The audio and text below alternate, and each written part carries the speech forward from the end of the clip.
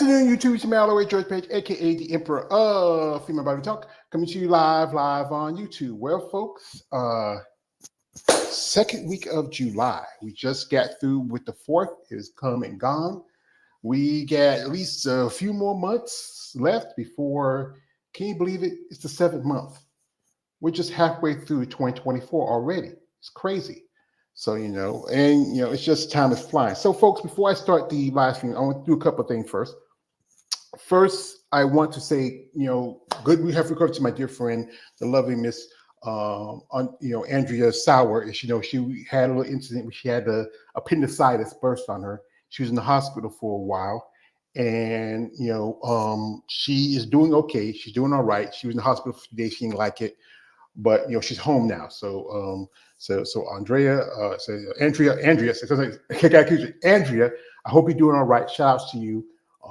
Healthy recovery. It was like a couple days after she had surgery on her back, and then it's tough for her. But I can tell you, I've been through it myself, being in the hospital and stuff like that. So first, also, folks, one thing I want to do a shout out to is also why I'm here. Before I bring my guest in, is I want to shout out one lady who had me on pleasure on my channel, and that is Paige Sangren.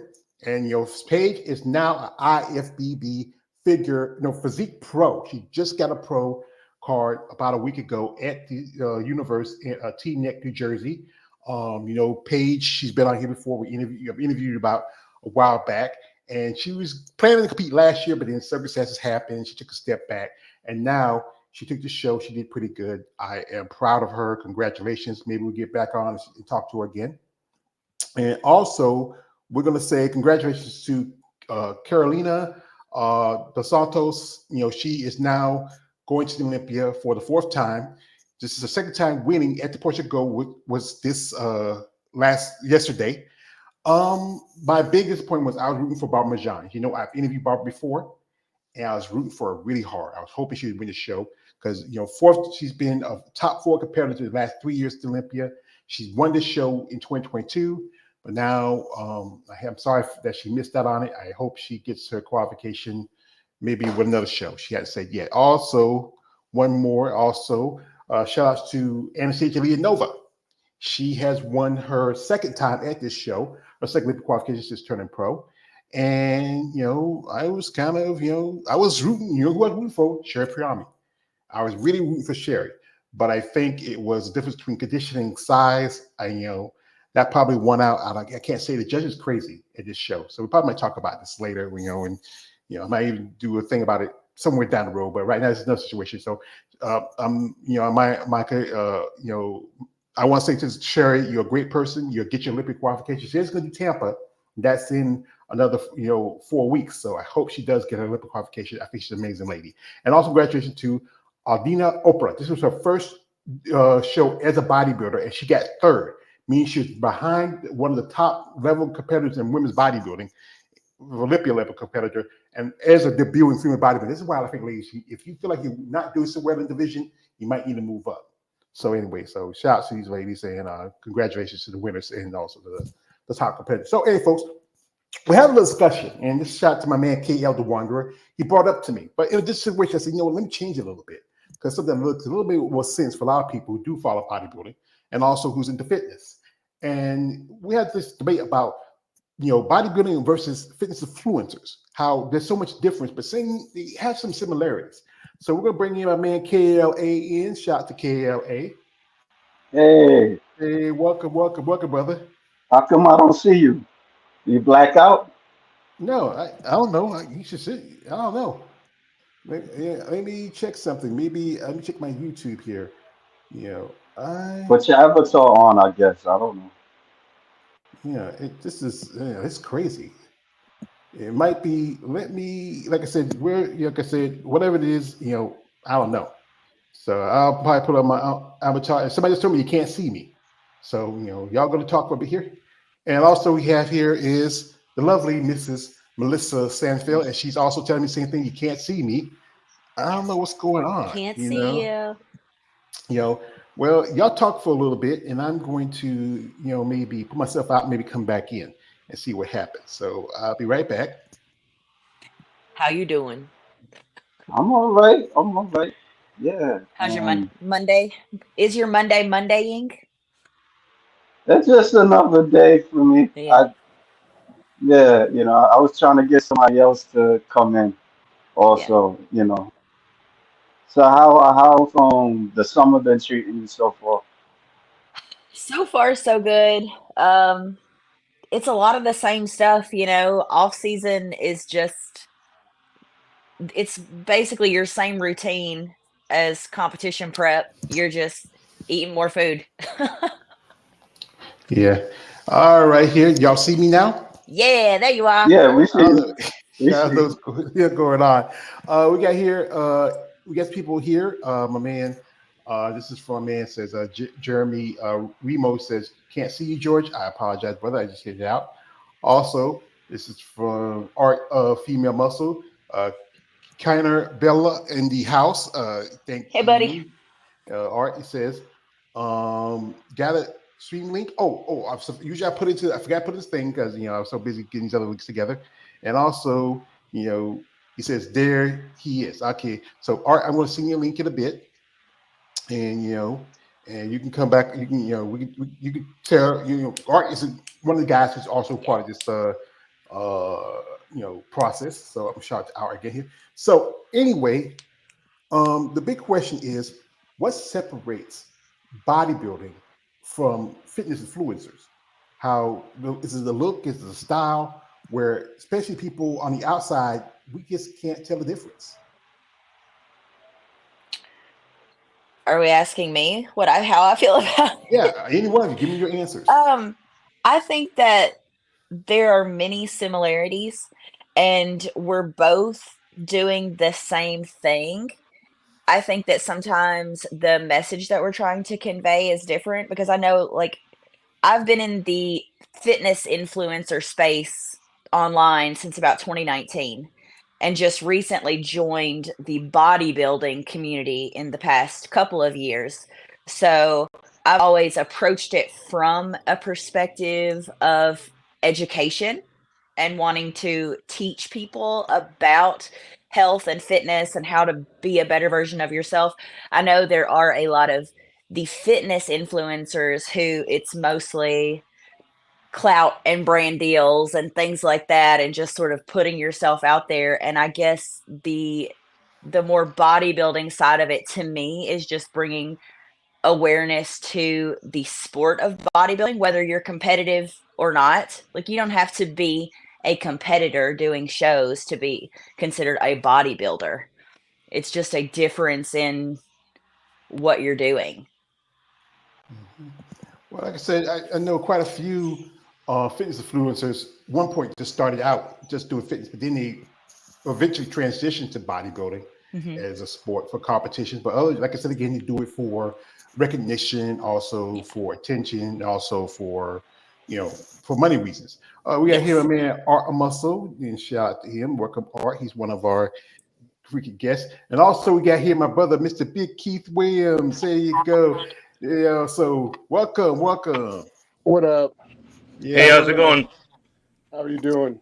All right, we're doing fine. So, being, Keith, you're a bodybuilder, professional, pro level. Hello, let's introduce you to Melissa. Melissa, this is Keith.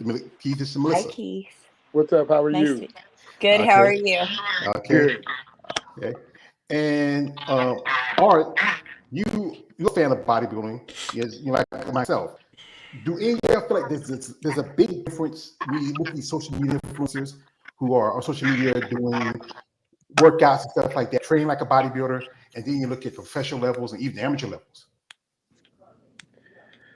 Not really.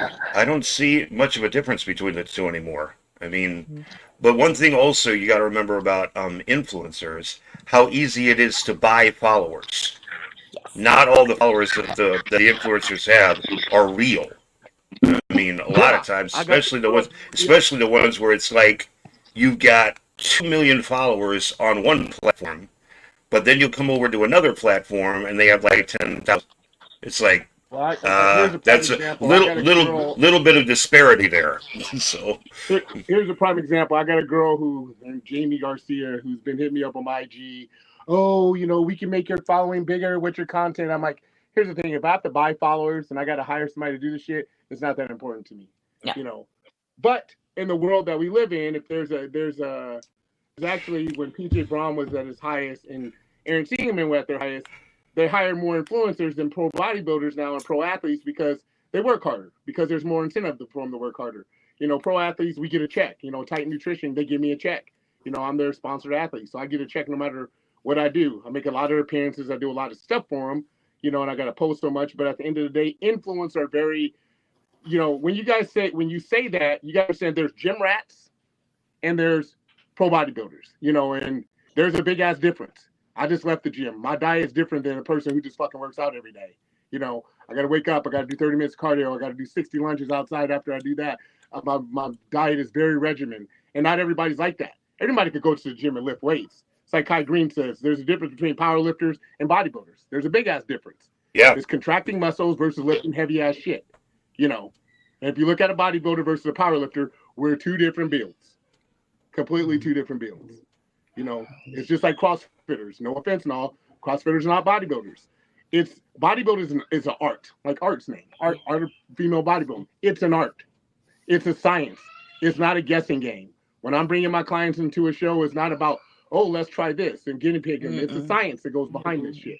Peak week. And so I told my clients I make my most money because that's where you make or break athletes. You know, you can overcarb them, you can dry them out too much, you can give too many diuretics, et cetera, et cetera. There's a whole bunch of things that goes into this sport. So everybody, when I go to the gym, is like, I'm a bodybuilder. Or I know a friend that's a bodybuilder. And I'm like, really?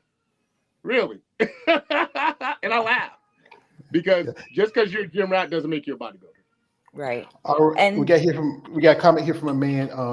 Raheem says, George, how are you doing? I'm doing fine, brother. Also, we have here another guest. We have here Mandy Harbin, and she is a former IFBB figure pro.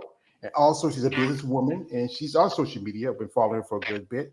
And we also got to ask her, what in your mindset as a competitor separates bodybuilders from social media influencers? Yes. Talking about me? Yeah.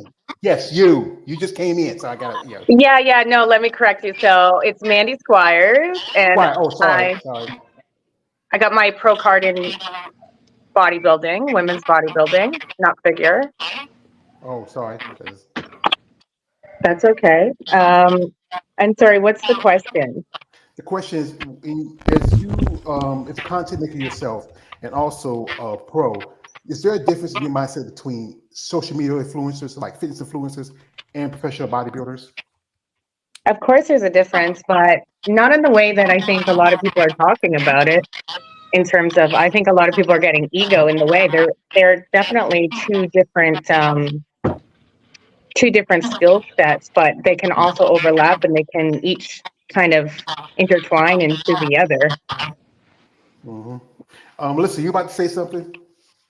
No, Art was speaking to that so many like fitness influencers, like they'll have such a high following count because people are on this whole thing of like buying followers. Because a lot of that is like, that's how you get brand deals. A lot of these brands have like a cap for how many followers you have to work with them. So like you can go on some websites online and buy like 100K followers for $50, you know, and then you get those brands to pay attention to you because they just see, oh, this person has all these followers that they're going to reach. And that's why they are hiring more fitness influencers than bodybuilders to like represent their brand. Yeah, that thing is that it's about things about making money for, you know, certain businesses if they get certain people with a certain look. And also, as they talk about bodybuilding, it doesn't get a lot of attention compared to other sports, you know, but it's really starting to get a slow popularity. You know, a lot Well, of here's the difference, George. So when you say influencers, in the company that I represent, we have ambassadors. So there's ambassadors, and ambassadors have more incentive because ambassador is not a sponsored athlete like I am because I'm a pro. Ambassador, so you get a code, you post so many things, and your clients or your friends or whatever get a discount. well, then you get a kickback from that. So there, I can't remember the it's called Growth Hero, where you can go into an account and all the money that the products that your friends or your followers have bought, you get a kickback from that. And that's what like PJ Braun and Aaron Singerman have, they have a YouTube about this, that they stopped hiring and sponsoring pro athletes because we're lazy some of us are lazy as shit. Let's put it that way.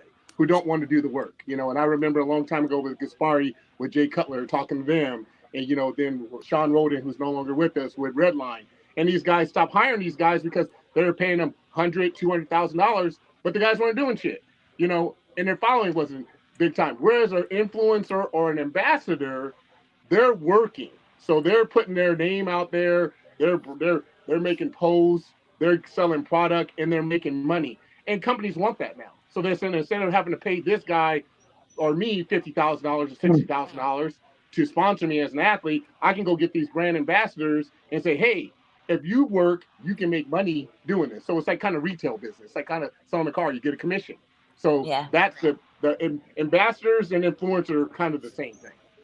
Mm-hmm. Yeah, and can I just piggyback on that? That's in a business sense. Why it's like the term "why buy the cow if you can get the milk for free," right? In a business sense, why are they going to spend expenses when they got all these people who are they're wanting to get into the industry and they're wanting to get their name out there and they're wanting to do the work. So there's so many people willing to do free work and barely get anything from it.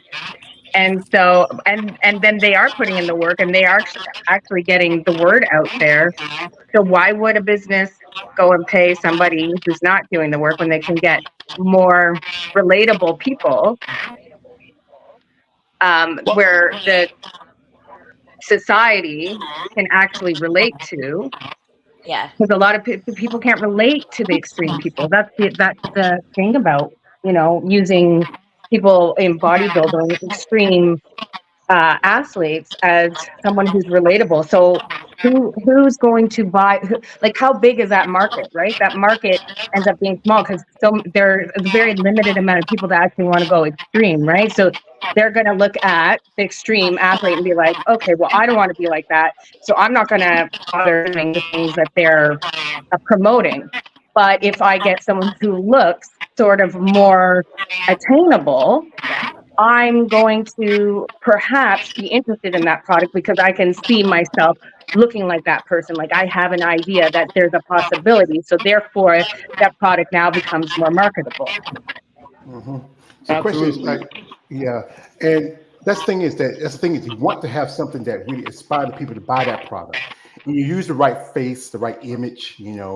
I know a lot of people, like I said before, we talk about quite as often, that a lot of people are not into bodybuilding because of the extremeness of it. But like I said, even those social media influencers, they can also live an extreme life because they have to do about the same thing as a bodybuilder. They have to diet, work out every day, but they don't have to compete. So, like, what for some of y'all who don't compete, what got you started? What inspired you? Before we even have social media. Well, I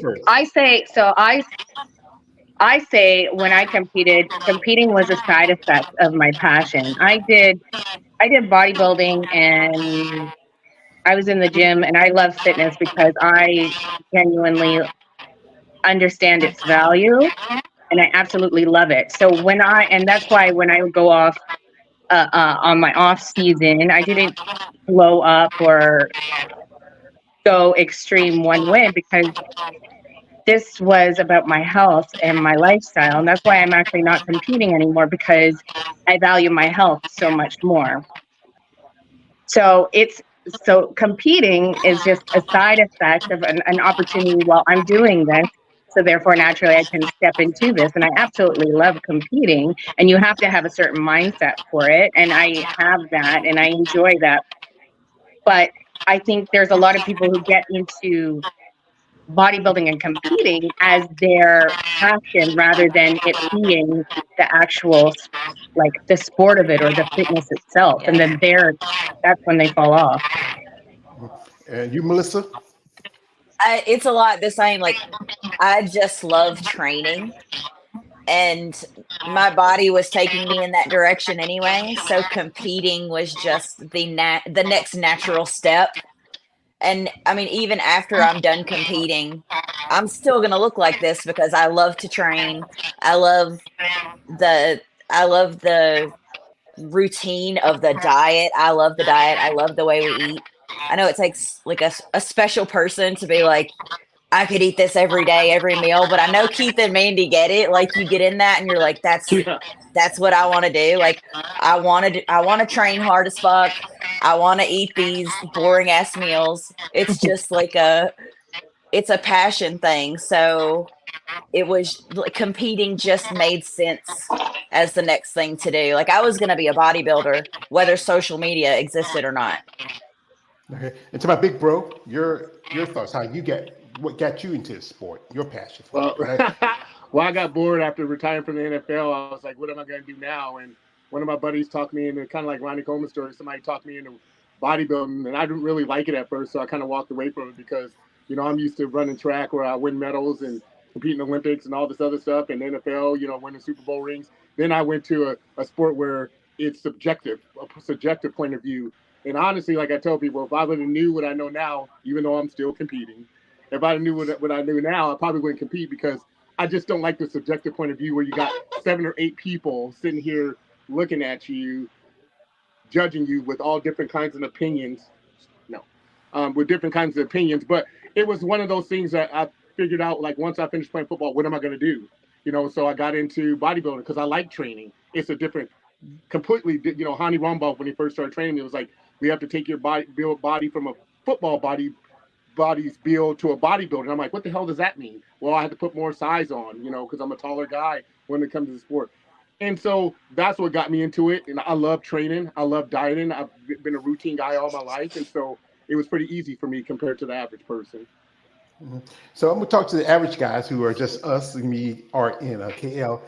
In your mindset, is there a difference between we see social media influencers who are working out, who lifting weights, who are built almost like a bodybuilders, between some of the ladies men we have talked about and seen in magazines and online. So I'm gonna get to you, KL. There's been moments where I really couldn't tell the difference. You know, like if I seen a person that competes and a person that don't compete, I just seen them, they had muscles. You know, I think, you know, but my thing is like, are we talking about like attraction or something like that, or we just talking about the differences? The difference is, but also you can talk about the attraction to it, what attracts you to it. Uh, I mean, like my attraction, it comes when you know I was young and you know I wanted to work out, but I was also at that peak where you know that sexuality was there too. So you know I would take the muscle magazines and you know be fascinated with the women, but I also would wanted to in my mind I wanted to have like a body too to work out. So I do calisthenics and like you know later on I did other things like meditation and all that stuff and but you know I think I mean from to go piggyback on what the question you know no this times I didn't see it because they had that physique and stuff and then it's like when they competing it was something totally different than what I expected because it's like learning about conditioning and who's on first or second place and then the points that points taken in the competition and stuff like that. So you know I don't want to make it long, but you know there's times that you know I couldn't tell the difference. So. All right, Art, and you get Bitchy Art and your thoughts. Can you reiterate the question? Well, the question is, what got you into the bodybuilding world? What got you into what you're like your mindset? What's the difference between, as you see it, bodybuilding and social media influencers? Well, as I said before, as far as to that question, bodybuilding versus social media, the line really is blurring because you have people who are bodybuilders that don't have large numbers. You people that are gym rats who have large numbers. And it comes down to what we talked. One of the reasons for that is what we talked about earlier, the it factor. That for whatever reason, people will gravitate towards this person rather than the other person, regardless of how much knowledge they have, regardless of how much experience that they have. They just have that about them that people want to go listen to what they have to say. But for me, and one thing that's very important distinction is, what do they actually know? Because not every influencer or actually has that real genuine knowledge or experience. Because, for instance, something totally unrelated to bodybuilding, the military. I'll watch guys who actually served in the military, like top tier operators in Navy SEALs or Marine Force Recon or such like that. They'll go over stuff that they see or hear other people talking about weaponry or such like that, and they're looking at these people saying, "What in the hell are these people talking about?" So the genuine experts versus the people who are popular, but nevertheless, it's like they ask the question. It's like they ask the question, "What are you doing?" I think the same thing holds true as far as social media. I've watched people who say, "Oh, they advise this training technique or that training technique," but then you got the actual experts who've been doing this for like 20 years. They have certifications for personal training or such at the yin yang, and they'll look at these people, these influencers doing it, and say, "Why in the world are you doing it? Why are you lifting that way? That's going to hurt you in the end. You're increasing your probability of getting injured." So for me, I mean, yeah, you can have influencers. Yeah, there are people who are popular, but popular doesn't necessarily mean that you know what you're talking about. Yeah. So Exactly. for me, it comes down to, what do you actually know? What do you have, like, the certifications and stuff to back this up, and even to back up what you're saying? And do you have the experience to be able to do it? Because a lot of these influencers are young, first of all. I mean, if they're so young and they have 2 million followers, it doesn't necessarily mean they know what they're talking about. If you've been in the iron game for like 20, 30 years, and you've got certifications for that sort of thing, it's like, yeah, I'm going to listen to you before I listen to the influencers. But I'm old, so I don't. I'm old, so I don't matter anymore. So Well, the it's like real the Yeah. difference. Sam, The it's like real the difference. Sam kid from Hostel, and I mean, he's Sam Suckham or something, whatever his last name is. That's kids. I mean, there's people lined up in groves Yeah. around supplement store, and I'm like, the dude hasn't even did a goddamn bodybuilding show, Nope. but he has this huge following. How he's got it, I've listened to him because I'm a fan and a friend of Samson Dua, who uh, they're with the same company, and I'm still baffled about how this guy got so popular so quick. I mean, and a part of that is just like the lady said earlier. Sometimes, well, in his look, because he's kind of changed a lot, and he's a bodybuilder, he hasn't done a show yet. It's obtainable. What he talks about eating top ramen and cereal and shit like Yeah. that. More people. It's like the whole thing when we talked about Chris Bumstead. There are some people in the industry that just have these big followings for some reason. And again, a part of that is how you tag stuff, the content you post, and things like that.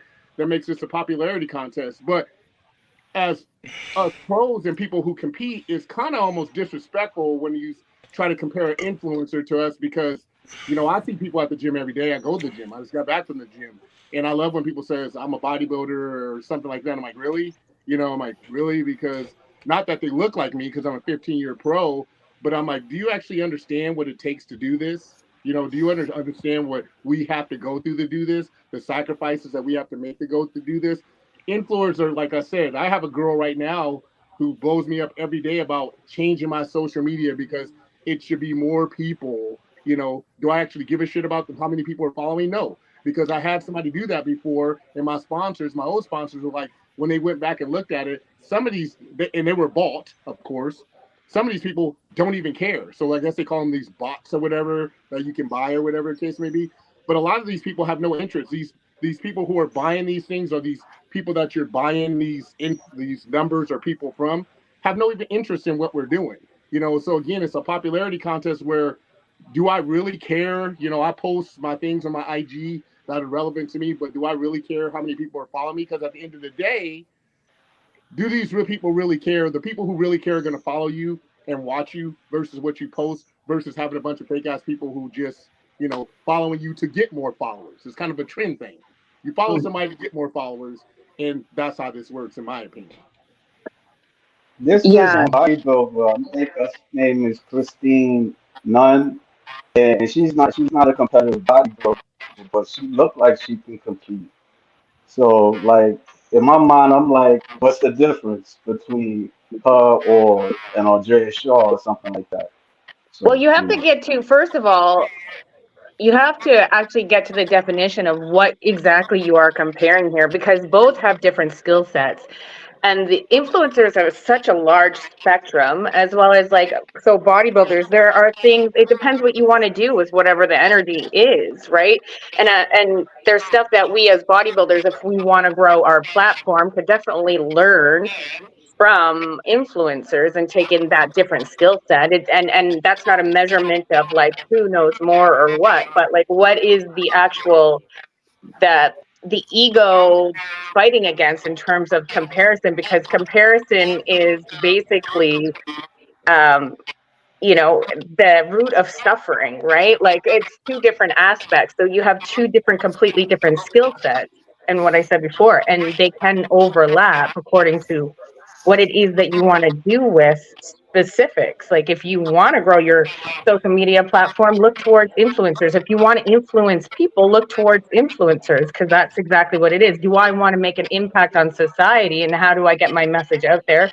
And so if I'm going to do that, but how do I not sell myself at the same time of doing that? And how do I stay true to myself? And I think, and because I've been, a lot of times bodybuilding is a very selfish, alone sport, right? So sometimes we get so focused in our training, and we become so great at what we're doing because we basically are good on our own. So we're cool. We're in our lane and we like to do our own thing. But then there comes a time where it's and this is where I'm at in my spiritual and personal development, is I realize I want to engage with others and be of service to others. So there's a fine balance of no, not selling myself out. I'm not looking at numbers in terms of the big number, but I'm looking at quality, right? And how can I get my message out there, and how can I help others, and how can I serve others with the gifts that I have, with the knowledge that I have? How can I give to this world, and what is it that I'm giving to this world? And we're not actually in competition, because we all have a unique display of that and unique influence. And so how can we really support and celebrate each other and learn from each other instead of feeling threatened by each other? We have a comment from man Raheem. He says this. He says, "I got into working bodybuilding to impress the ladies. That was when I was 15, but I enjoy working out and how I look." Thank you for that, Raheem. Also, we have here from man Warrior 2000. He's waving. Hey, you doing, Warrior? How you doing? And yeah, I think one thing is if you're on social media, especially like IG, YouTube, whatever, there is those people who want to buy those fake. Because it took me probably 5 years to get 2,000 subscribers, and I didn't buy one person. For me, it's about quality over quantity. It's about the message I try to see. Because, like I said, when I started doing this, it's really give education to people who don't understand it. Guys who are just a fan of the sport, or people who are just curious about it. And social media influences, it can go a good or bad ways. About a month ago, there was this whole thing with Stephanie Cohen when she got busted. And, it's sad. This lady, she's this big social media influencer, a boxer, power lifter, and she gets caught up in something like what she did with her ex-boyfriend's girlfriend. Yeah. And it's just, you do that. It's really much, it gives that black eye. Because I know I was reading comments, people saying yeah, she was on steroids when it happened. Here's the thing is, no one on steroids are going to be that put together to do all that stuff. especially if they're on the heavy shit. That's somebody with very, very good amount of intelligence to know what they were doing. So, so why get your feedback from y'all on that?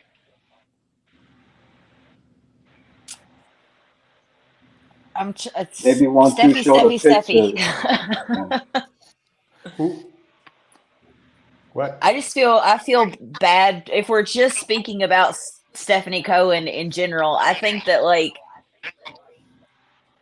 it's just been blown up into like a thing. Like if she wasn't, I mean, it's still a horrible thing that she did. It would be horrible if anybody did it. But I think it's exaggerated by the fact that she is this huge social media presence. Like, how many of us would actually care if we didn't look at her on Instagram every day? But that's just one of those think risks. about it. Remember Sarah and the Natalia girl that was going through the Olympia thing where Sarah thought she had created this fake account and was talking shit on her and all this other stuff. Remember? That was 2 years ago, or a year ago. So that kind of shit happens. And I was like, that's a bad idea, seeing that Sarah's really tight with, Tyler Mannion and those people and doing big things in the world of women's physique and helping spending money and things like that. It's just not a good look, to do stuff like that. Anybody else got a thought on it? Well, I've never bought followers, and it's always been a thing because I always like being authentic. That's one of the things that I kind of sit with. I'm always authentic, but bottom line comes in even a business sense.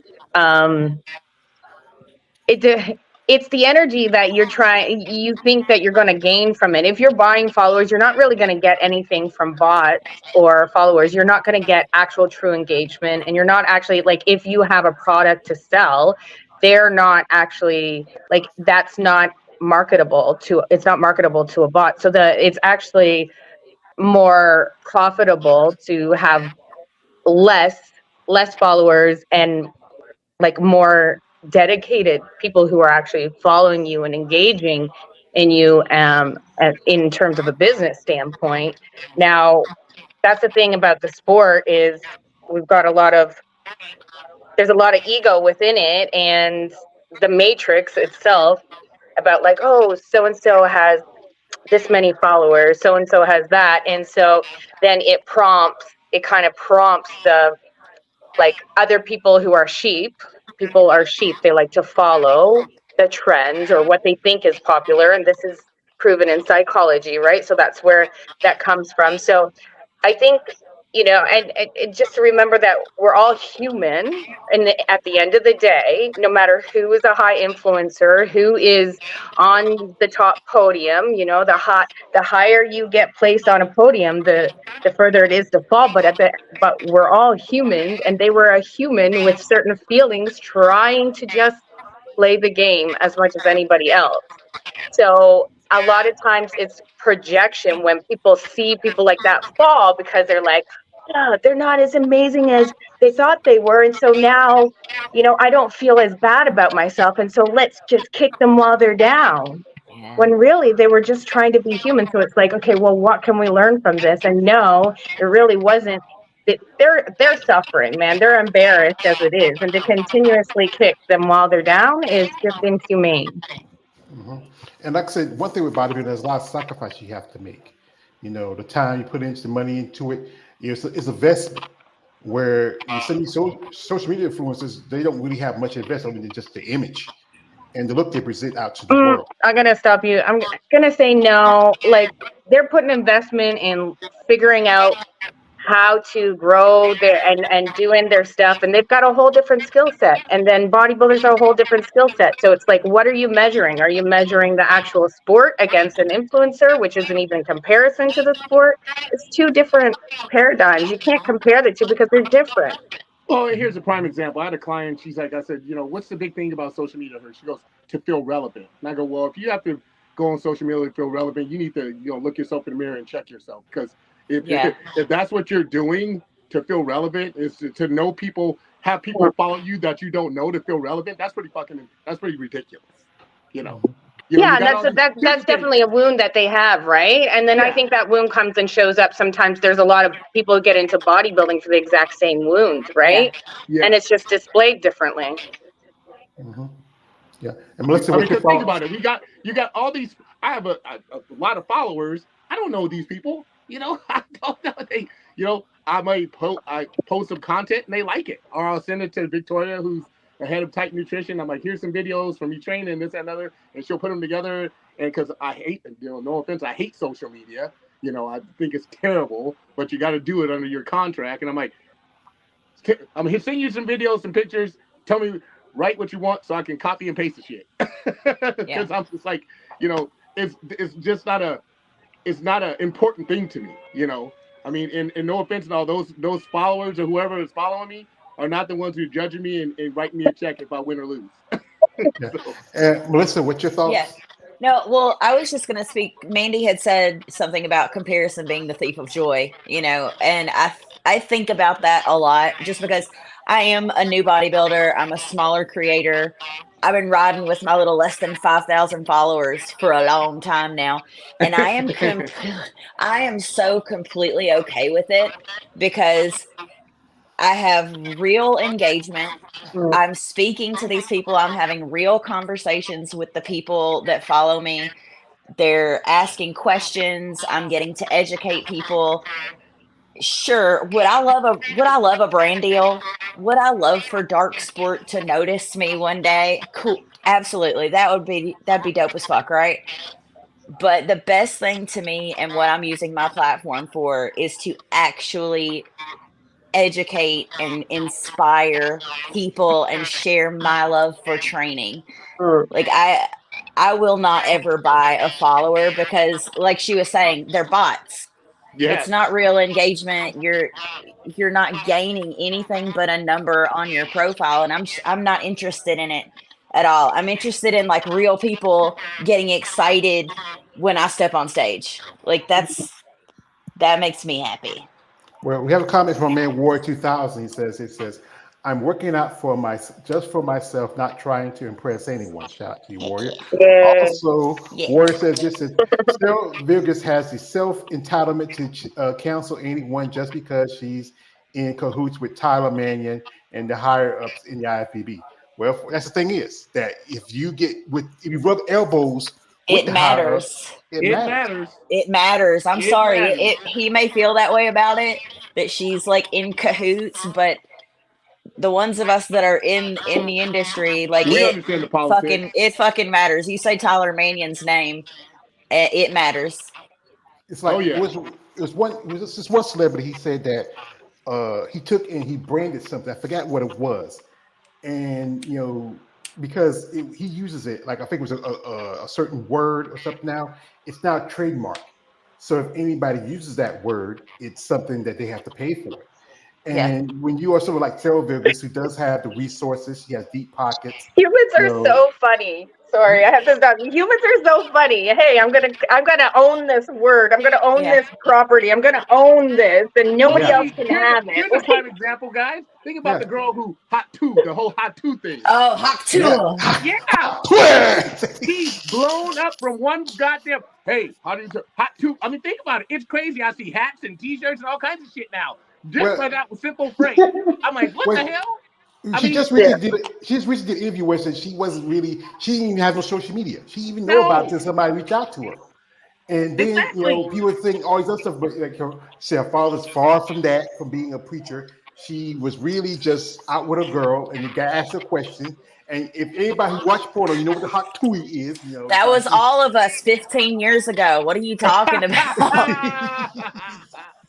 Everybody like hot toy. But think how crazy that is. From that one phrase she said, she's blown up. Blown up. Yeah. Literally. Because I think in this culture now, social media is a big influence because it is. We're coming up, like me and Keith, we're born in the 70s. And we grew up good part of the 80s and 90s. I know some of you ladies are y'all ain't the only one born in the 70s. Well, say something, brother. You were born about the same time too. And we remember where we used to watch TV or listen to something on the radio, get the information. And now where more people are on, you don't like when the next movie come out, you don't find out till you put up on Twitter or IG used to be you could just catch it on television and say, hey, come to Sunday, Sunday, Sunday, or the next big movie coming out. It's just, I think this is a tool that everybody use, but at the same time, as I said, it's also a weapon because it can do more, just as much harm as good. Here, we got here from a man, my man, Raheem says, Sarah Vega seems like a good person. Well, like I said, she's doing some stuff that really get attention to her division. She like the whole story with, she wanted to put the prize money for women's physique at the Arnold Schwarzenegger Classic.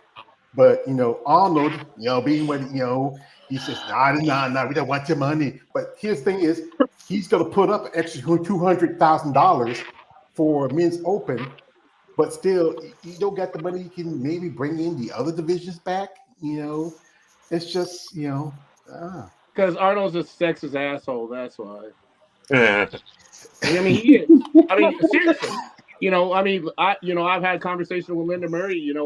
When she got that award and all this other. It's like, come on, dude. It's like, again, at the end of the day, it's like taking like one of the major things like track and field out of the Olympics. Yeah. And just have all the other stuff. Here's the thing. Then here's my thing, Arnold. Don't call it a fucking sports festival. You got goddamn stripper pole dancing and got all this other crazy shit, but you can't power slapping. They do that power slap too. Face slapping, and I'm like, is that really a sport? Pole dancing, is that really a sport? I mean, it's a sports festival, so I understand you got a plethora of things, but to take something out of this show like women's figure, women's bodybuilding, women's physique, and take those things out of the show, it's like, then that's not the nucleus of what bodybuilding is, because the nucleus of bodybuilding is everything. And if you're a sports festival, you should have everything. And the numbers, what I think he brought the men's prize money up to 500,000 or whatever. I mean, think about it this way, George. At the Team Universe this weekend, do you know how many bikini competitors there were? 600. 600, yeah. 600. 600 bikini girls.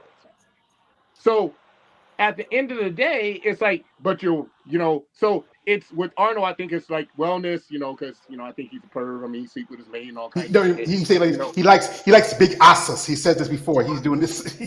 Well, that's why he was sleeping with his maid or whatever back in the day and shit. But at the end of the day, he's fascinated by wellness. He's fascinated by bikini. I think they even have fitness still, whatever the case may be. Yeah. But the way and I don't know if it's the way the women's figure and the women's physique and the women's bodybuilding is trending, where the women, like we said, that gray area where you really can't tell what is what now, and maybe it's not as feminine to him as it used to be, and so maybe that's it. I don't know, but I think it's bullshit that if you're going to call yourself a sports festival, it's like calling the Olympics the Olympics. That's where you have everything. If you're going to call yourself a sports festival, include everything. Bottom line at the end of the day. And like you said, he's not putting up that $200 and something thousand. It's just like with Arnold at the Olympia, what was it, a few years ago when the last year Kai competed. A guy came on stage as a sponsor because the sponsors are putting up this money and said, we're changing the money from, I think it was $315,000 to $450 or $400,000 or whatever case may be.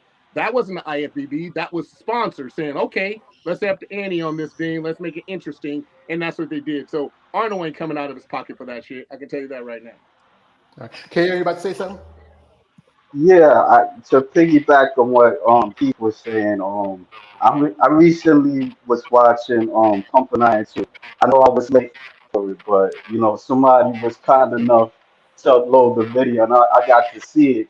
And some of the stuff that Pete was saying, like it was going on, even at that time, like especially with how the women bodybuilders look to the judges, and what's her name again?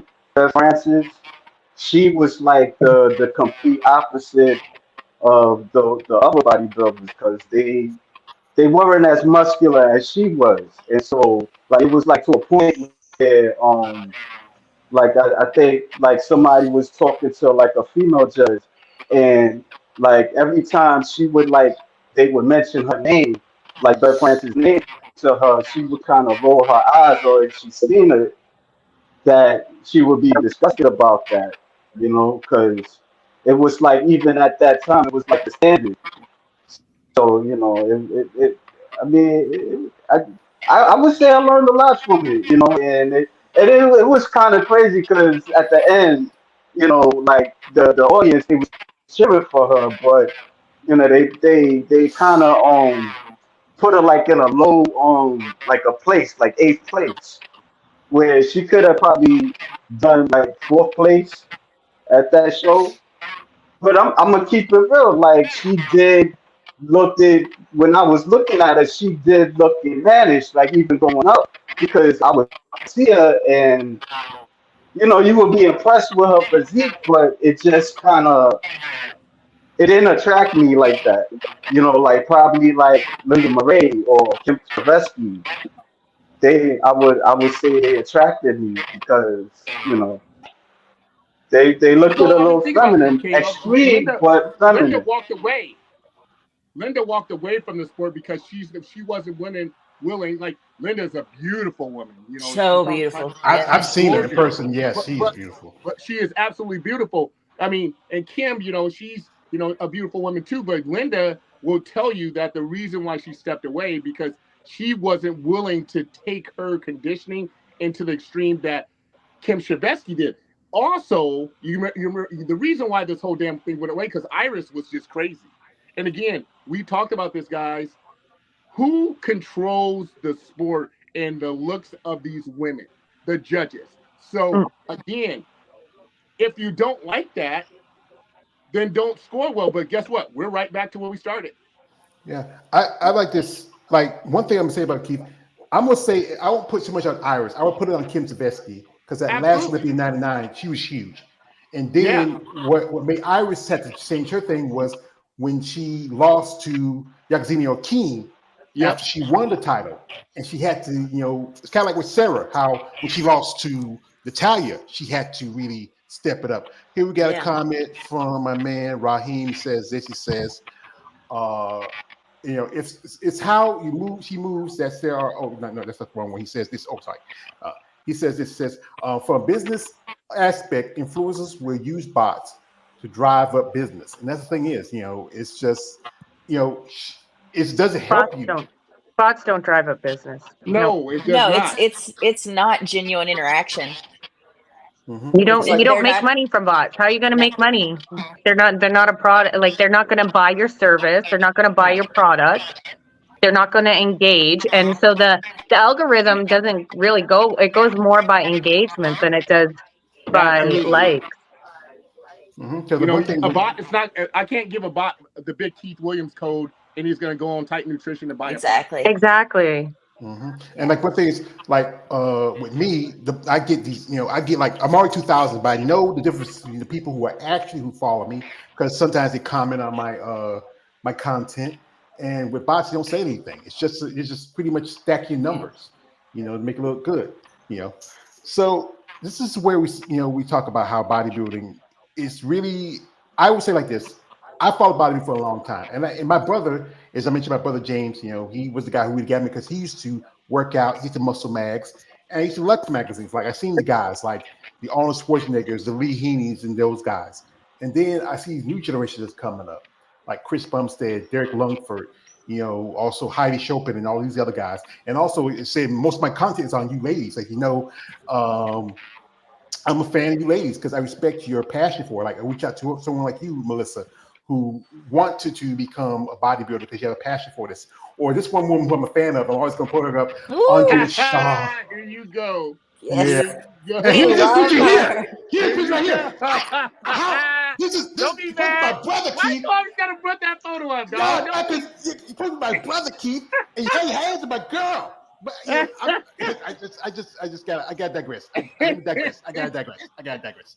But I think people will be influenced by the people they follow the most, and I think especially younger generation who are more into social media will follow the fitness influencers like the Kristen Dunns or the other guys who are out there who are who's it? The one guy who talked about Keith, Cali Muscle. Yeah. He's Lord.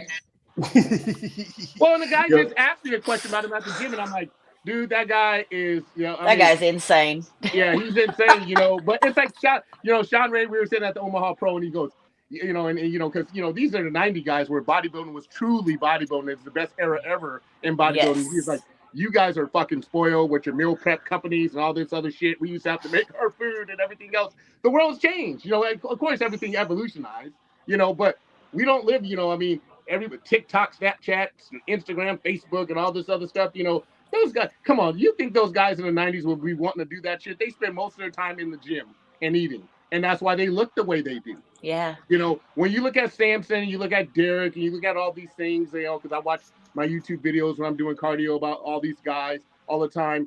There's somebody with them. There's somebody filming them. They got microphones on. They're not doing shit, and then somebody's posting it. They're not doing anything. We're just a product.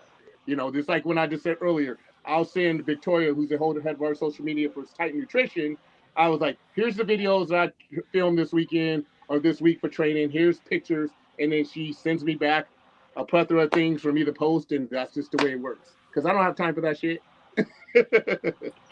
I don't know if it's just like, I was talking to my husband about this. It's like, honey, I don't know if it's because like I'm old or what, because I'm 41. And I'm just so disenchanted with like the social media part of bodybuilding. And it's like every bodybuilder that pops up, it's like they've got a t-shirt line, they've got a supplement, like everybody's got their own pre-workout. And I was like, I don't give a shit. I just want to go train and lift weights and do shows and not have to worry about like, because I am an ambassador for Prosies.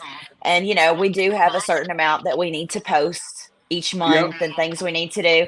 It's like, man, I really love this company and I joined with them because I stand by what they represent and their products.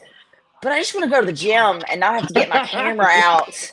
I don't want to have to do my damn eyeliner. My catering to partners sell tell you, this. I'm like, God damn it. They're like, oh, you must need your check this week. You got to post videos. So Right. I'm like, yeah, I don't, it's just, I just want to right. But along with that, with our exposure over social media, it has changed so much what different divisions people like. I mean, we can't sit here and say wellness is not like the most popular division now.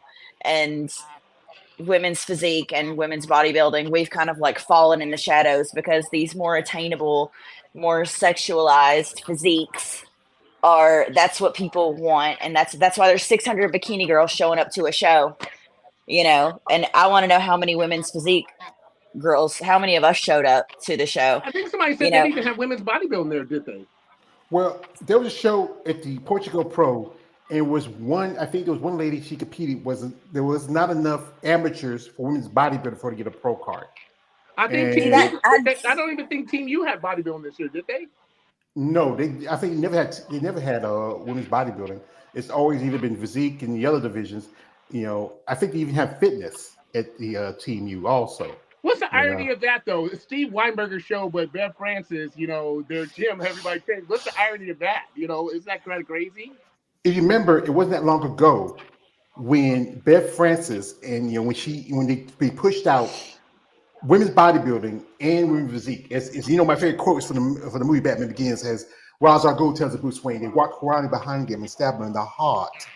And, you know, bodybuilding is a sport that gave Bev Francis her attention, her platform.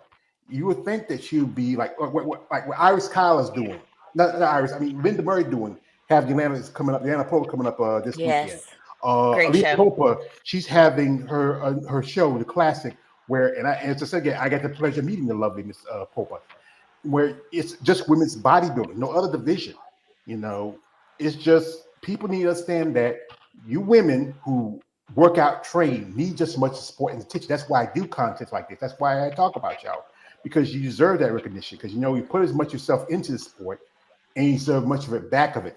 Here's my man, Warrior 2000 says, Andrea Shaw has her own YouTube channel. I expect fans to come in like flood and increase her viewership to over 10,000 subscribers in a year, hopefully. Yeah, that's the thing is. Hopefully. But here's the thing, George. This is what I meant to tell you because I wasn't on the show last week. So I did a study at my gym. So I went up to 5 people, and I asked these guys. I said, do you know who Derek Langford is? No. Do you know who Andrea Shaw is? No. Do you know who Sid Gilliam is? No. Do you know who the Mighty Mike guy is? The 212? No. The only person that they knew, remember I said this, the only person they knew was Chris Bumstead. That's it. Jesus Christ. And these guys are I workout. didn't Remember, even know these guys who are he workout was, guys. pretty These much. girls are workout guys. But here's the other thing I want to say to you two ladies that came on the show. We appreciate you because this is the problem with George's show. He doesn't have enough women that compete coming on the show, you know, and speaking their mind and their opinion about things. Where you got this guy who's giving you guys a platform. So respect to you guys for doing this, because if he has a show about women, but it's so hard to get these women on, and they wonder why, you know, the sport is dying. Yeah. You know, think about it. And Andrew Shaw was the other name. I said, and they didn't know who any of these people were. And these are the winners of every class in the biggest sport, in the bodybuilding sport in the world. And these guys work out every day. So who is actually going to go to Andrea Shaw's channel who don't know Andrea, who Andrea Shaw is the question. Yeah. And Mandy, you got your thoughts? Well, there's a big shadow aspect in the sport of women's bodybuilding, you know, and it, it's kind of why I stepped away from it. First of all, when you actually look at the health and nutrition of women going so extreme, bodybuilding for women has gotten so huge. I don't want to step that big. I got big, but I don't want to step, because it's not actually healthy. But I love training. I love muscle. I love the look of it. I love competing. I love the challenge. I love the essence of it. Like pure, pure love for it. But it's getting so extreme, so extreme, so extreme, and like that's why for those who want to be that, but in a sense of like the way that I love it, you look at the old time female bodybuilders. That's what I love, like that size, that beauty, that feminine still with that in bodybuilding. And we're not there. We're like completely into the muscle fetish modeling of it. And that took me to like, I really took away my love for the sport. Got a lot of fans that just love muscle fetish, and unfortunately and they don't look at you, they're not looking at you as a person or what you want, what your hopes or dreams are, or even really the passion, or you want to give back and be a service to them, but they only see you as a sexual object. It's sexual objectification. And so then you have the influence in social media, and all the female muscle competitors. You look at every single one of them, they're sexually objectifying themselves. I've done it. I've now healed from that, woken up to like, no, this is not how I want to be treated. Like, I enjoy the sport. I love many aspects of it, but I don't want to be sexually objectified. And I played the game, and I didn't really understand the game that I was playing at the time, but it's not really something that I'm like, no, I looked into it, understood it, and it's not a sport. It's turned into sexual objectification instead of being an actual respect for what the women are doing. And so as we're waking up as a society, as we're waking up to more health gains, as people more competitors are dying and there's issues coming up, things are going to have to be, the truth is going to come out and get out there. And then, we're looking at, there's an epidemic of porn, and then you have the sexual fetish. We have to wake up to this stuff. So it's just, like there's a love and a genuine aspect of challenging your body, looking at how you can develop your physique, making an artwork out of it, which I absolutely love and adore. But then you have the shadow aspect of all the other things that comes with it. Now, Mandy, let me ask you a question real quick, George. Mandy, you said the fans. So do you think the fans change the sport or the judges change the sport? Well, the fans, because the fans are where the money comes from. So do you think because bodybuilding went away because it got too extreme, and now it's back because of Jake Woods and Wings of Strength and all that other stuff, and they were trying to change it because, again, I remember the whole is coming back because my wife's a pro bodybuilder. It's coming back. They wanted it more feminine, but they just, to me, it just went back to what it was. Yeah, when it went back to what it was and even more extreme because here's the thing, sitting in it and you don't even know, like, and there's no fault to, like, when you're in that energy and you're feeding off of, like, okay, on a business sense, and like out of like even like you're trying to, me as a bodybuilder competitor trying to grow my platform too, and just trying to figure out, you're looking at all the other big names and you're like, okay, this is what they do, this is how they model, okay, like this is, and then like you've got your fans and they're like, ooh, that's so hot, and like you're feeding into the energy. So same thing with the sport, and like the competitors, okay, well, what do the fans want? Because guess what, who, it's a business at the end of the day, so who's going to be spending the money, right, to be watching and doing the modeling and then stuff. So I think the correct intention, it was there in the beginning, but the energy and the fans, they direct it. It's the masses. It's always a collective thing that controls what happens. Well, I'm just interested because Art once said, and on this show, it was more of a taboo thing. Like is this in the closet fans of women's bodybuilding, but they can't come out of the closet because it's taboo. Yeah. Well, it's in the where you men's feel, too, right? It's huh? taboo in men's bodybuilding and women's. It's in bodybuilding altogether, this taboo. Well, I think when I say that, I think it's a more of a niche thing, like because it's not mainstream, but it's one of those things where, like, especially for women, I mean, I can be as big as a house. I think I'm 270, right? I can be as big as a house. The guy asked me a couple days ago, "How does it feel to be king of the gym or whatever?" I'm like, "Whatever, dude. I don't really give a shit about that." But Right? but if a woman, but remember, Maria said this. A guy came up to her, and people look at my wife the same way because my wife's 183 pounds and ripped and big as shit, getting ready for the Anaheim Pro and things like that. And people look at her, and some people think it's cool, and some people think it's disgusting. But Mm. people don't look at men and women the same. They look at it as Mm-mm. completely different. To Mm-hmm. me, as a guy, being big as shit is cool as hell. A woman Yeah. being big and shit and ripped and all this other stuff, some people find disgusting, right, Art? I think that's what Art said a long time ago.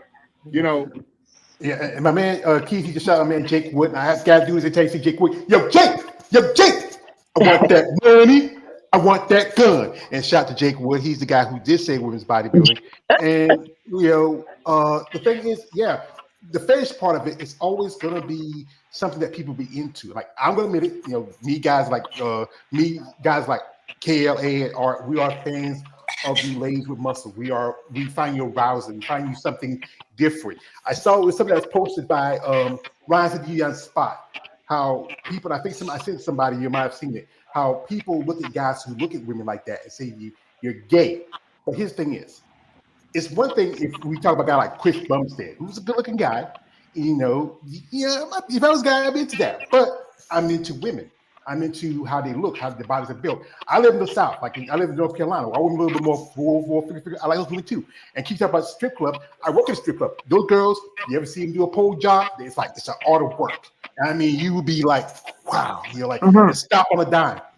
But it's always, for one thing, bodybuilding, same as ladies have to find a way to, like you said, man, the fetish thing to make the money, because the fact was, if this was more of a lucrative sport, which was like, football or baseball, or basketball, where, there was money that was coming out of it for the athletes, even for amateurs, where they can, okay, I can take care of this, take care of that, when I don't have to do OnlyFans, or I have to do her biceps, or as I call them, if anybody knows what I'm saying the Pizza Beat websites, because that's what guys will do. Right. There's no doubt about that with guys. And I think if people can open their mindset, but people have to be really more mature about it. Except that you're an athlete and this is your passion. But at the same time, your passion should be rewarded for, compensation. If you get sponsored, you get like points for, people use your codes. But you should get a little bit like, okay, a little money in your pocket, because you know what, that could help with the bills. We have here. This is a comment from my man. This is my brother, XA23. Shout out to XA. He says, salute George Page and the panel. Thank you, brother. Shout out to you. Also, this is from my man, War 2000. He says, that's crazy that Chris Bumstead is arguably the only IFBB pro athlete that's most of the recognition from the public eye, surpassing everyone.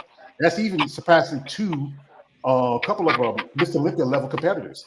And here also, we have here from a man, a warrior. He's picking on and says, "Okay, George, I had to mute my computer for a minute so you can rant over the picture of Keith Williams, all close to Andrea Shaw.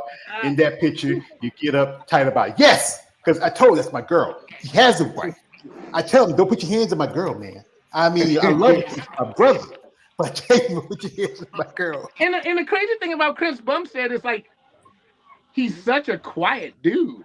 You know, he's not a guy that's out there. I mean, like they tried to, when he was at the Pittsburgh Pro, they tried to get him to take off his stuff and pose with the other physique guys, and he was like, "No, not doing it." That's just Chris, though. You know, so I don't know where it's popular. You know, I don't know where it's popular. I don't know if it's Gymshark that made him popular, because everybody in my gym wears Gymshark shit, you know, or whatever. I don't know what made him so popular, but the dude is a popular guy, you know. So I don't know, but again, we're talking about this new generation of guys where, you know, a guy like me who's 280 and 290 pounds all season. Chris is more of an obtainable look. You know, that's why you have 600 competitors at Team U, because like the lady said, that's a more of attainable look, you know, than what we do, you know. And I'm not trying to disrespect that class by any means, no, or bikini, but you know, as my wife would call it, it's a basic chick category where any, you know, you lose a little weight, you can get on stage, you know, and you know, and then, you know, it's a tits and ass show at that point in time. You know what I'm saying? Let's be honest. You know, turn around, bend over. All right, turn to the front. All right, I'm a judge, so I see it all the damn time. You know, and I'm like, I just don't get it. If I had to look at 600 girls, I'll probably shoot myself. No offense. I don't know. You said, "Get over, baby." You sit on that paddle long enough. I go through 4 or 5 classes with 15 to 20 girls. I'm like, you got to be shitting me, because it just all becomes a blur at one point in time. Like, what? Okay, what am I looking at? Your only mandatory is your back pose with your butt stuck out, so we can see the Death Star. Like, walk to the back of the stage. Okay, walk back to the front of the stage. Just give me a front double. Like, Give me like the most muscular. I mean, that's you know, we're talking about this. Andrea Shaw is the epitome of what bodybuilding should be about, right? Absolutely. She is absolutely gorgeous. She's not too masculine. She's like the perfect bodybuilder. She's like the new era of Linda Murray. Let's just say that. Yes. And it's beautiful to watch. You know, that's why when you see her on stage, if you ever watch Andrea, it's just fascinating, because Sid Gilman's her posing coach. It's just fascinating to watch her presentation, to watch who she is as a person, and everything else. You know, and that's what it should be about. So I think the girls around her who are chasing after her have to understand, like the Michaelas, the Angela, the new girl, Ashley Jones, and things like that. You're gonna have to blueprint, because you know, rumor has it, like Sandy said, Andrea don't change a thing, because everybody's chasing after you. Yes. So, you know, it's like you want to go after the top dog, but sometimes it's hard to get that top dog.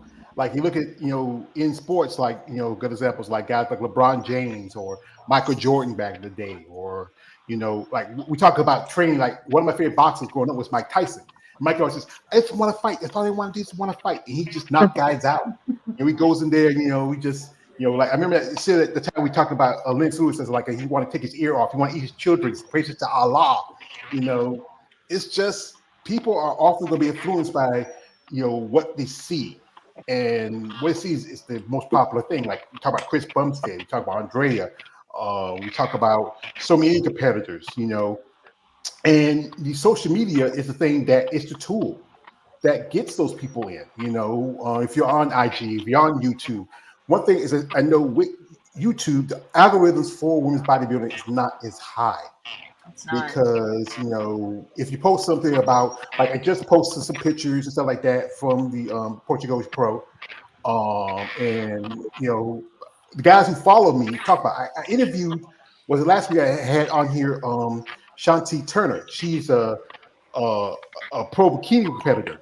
Many of the guys who follow my channels, I didn't have a lot. Kaya was there, but I had a lot of other people there, because the fact was, it's not the division they really like. They are more into, if I bring on, like I had Jennifer Childress on here, one week I had somebody on here, the guys were going crazy. I forgot who it was, and they just were in the comment section. I think it was Sherry.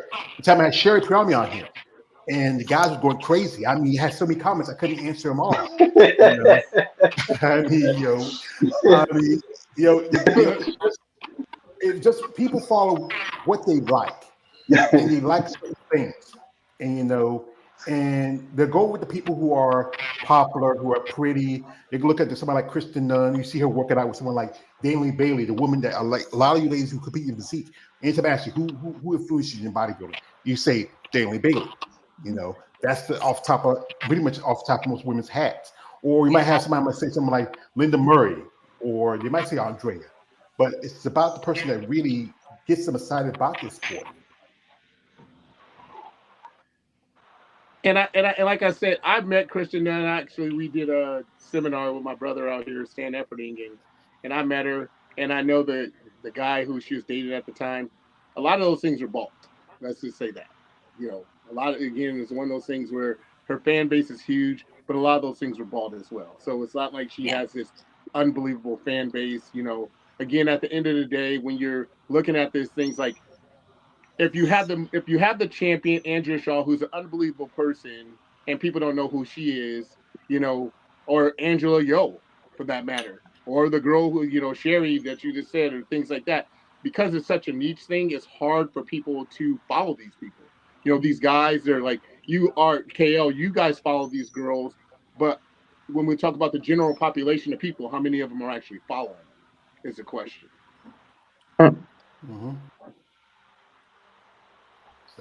Well, Art, we've been quiet for you, Art. We want to get from your mind.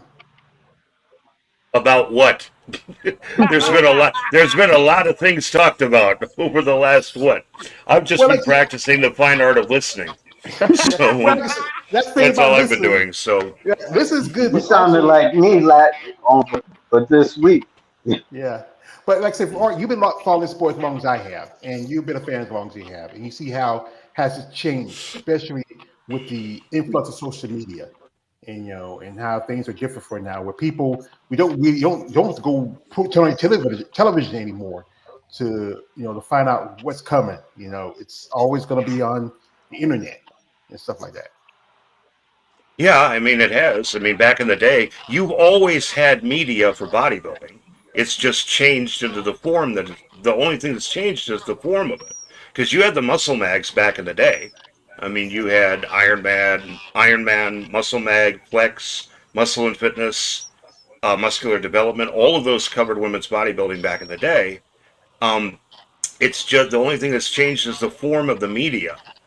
But also, it's just this experiment that we have with social media. We have no idea where this is going because we have never had this level of connectivity between the entire human race before. We simply don't. Literally, a person could put a post that can be seen by billions all over the planet. And it's just, we really honestly don't know where this is going. I think social media, like everything, is a tool. It can be used for good, it can be used for evil. It all depends on what. They banned Donald Trump. Why do you think they banned Donald Trump from social media? Because he's stupid. But see, that's the thing. He is not banned because he bought his own social media company. Truth Social. So he's still there. It's just he's not on the more popular platforms. He's still there. Yeah. So, but I think, as far as I guess I'm trying to figure out what subject to tackle next, because I mean we don't know what social media is going to do altogether, but I think there are some dangers involved to it, and I think those have been voiced here. Is that don't believe everything that you read, see, or hear. Just because somebody has 2 million followers doesn't mean that they're all human. Doesn't mean that they're all real people. And furthermore, when people find out that you have bought followers, you're done. You're done. You're flat out done.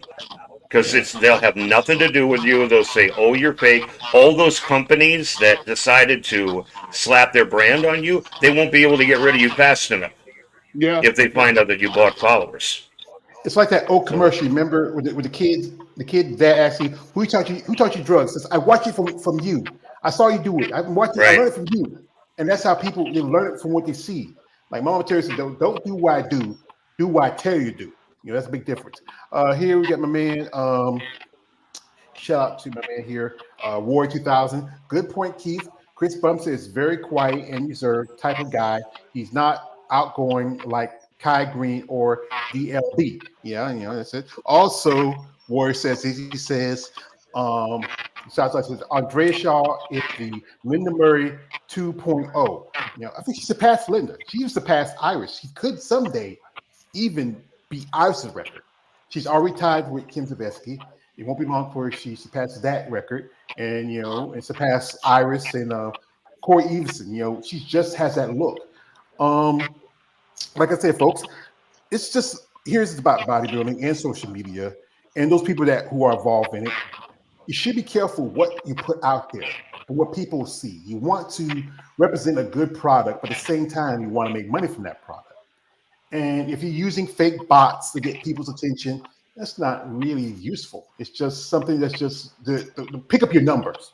When you go to like a lot of ladies will say, hey, you ever get a sponsor? Say, well, my social media is not that big, so I don't get a lot of sponsors. But you know what? You have a personality about yourself, and you have a look about yourself. And I think any sponsor overlooks the whole social media part and just look at the person themselves. They can really garner somebody's interest. I mean, I talk to some ladies that have great stories. And just they love the sport, and they have passion for it. And everybody's gonna look at this, 22-year-old kid who's doing push-ups on top of a building, where you're not looking at somebody like Keith who's actually in the gym grinding. Or if I follow Melissa, she does pose and stuff.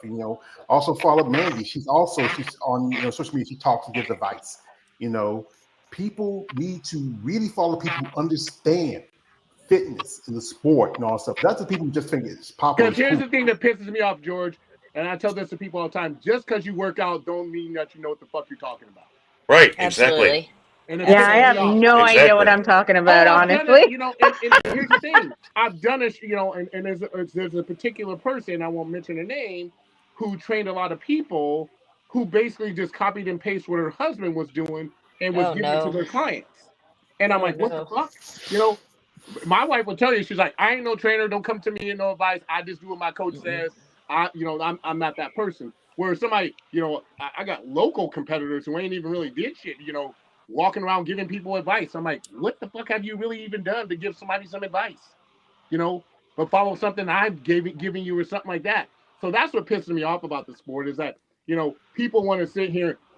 I say, no, I have a master's degree in exercise sports physiology and the whole NAMBS and everything else, every certification in the world. And I got this trainer at my gym sitting there saying, I'm the best trainer in this building. I'm like, what the fuck, huh?